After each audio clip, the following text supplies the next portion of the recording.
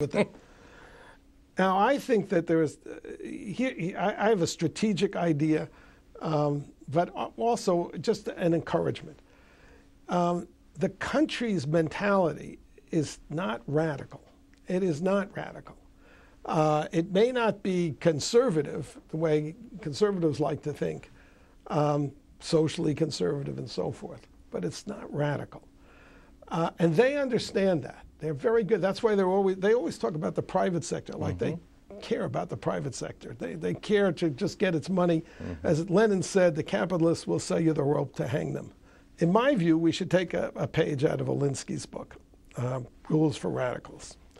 And he says, what you do is you go outside the experience of your opponent and you disorient them and you make them react in a way that reveals who they are.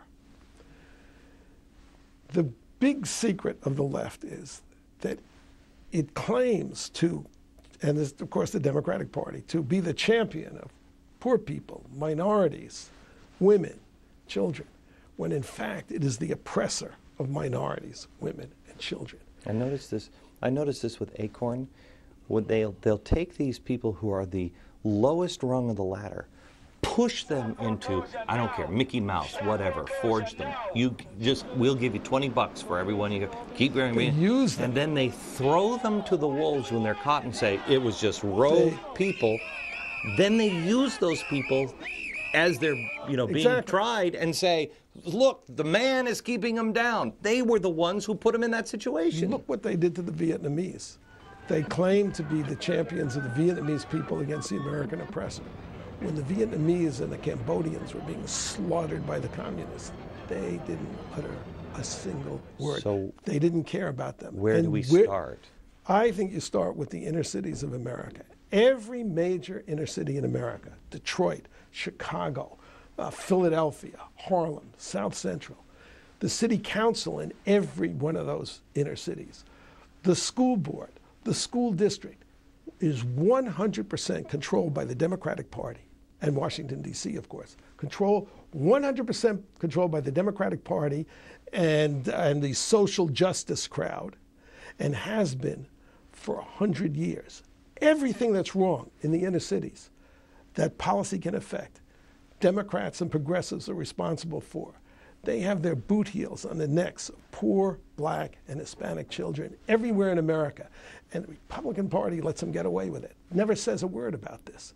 If conservatives will show these people, now they're attacking old people. They want old people to die sooner.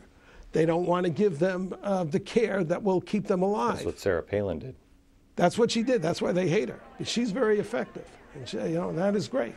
And it shows you, they react, they squeal, they yell, and suddenly the issue is in front of everybody. That's what you want to do. And the Tea Parties are great.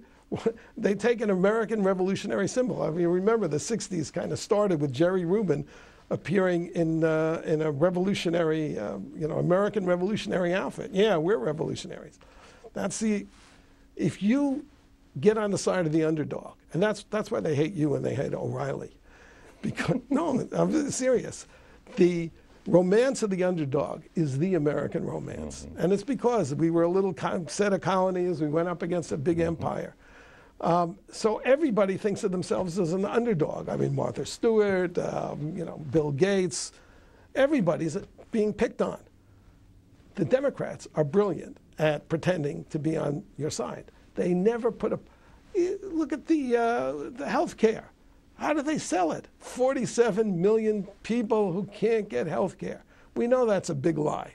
But that's what you do. You put in front, it's the human shield thing. You put a little black kid, a little Hispanic kid, a woman, whatever, an old folk.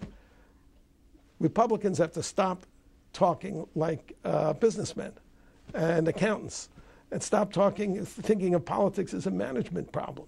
There's waste. There's waste and inefficiency. But it's what they're doing to real people. That's their Achilles heel.